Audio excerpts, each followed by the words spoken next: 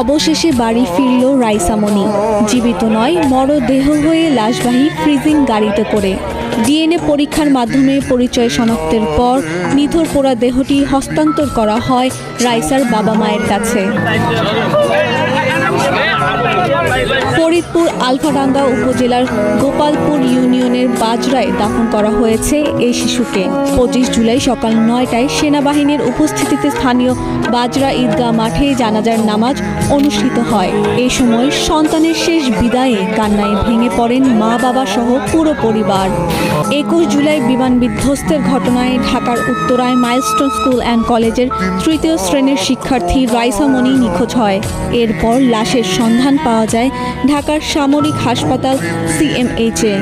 এক শিশুর 2 দাবিদার হওয়ায় লাশ শনাক্তের জন্য ডিএনএ পরীক্ষার সিদ্ধান্ত নেওয়া হয়। 24 জুলাই রাইসা সহ 5 দগ্ধদের ডিএনএ পরীক্ষার মাধ্যমে পরিচয় শনাক্ত করে পরিবারের কাছে হস্তান্তর করেছে ঢাকা সিএমএইচ হাসপাতাল।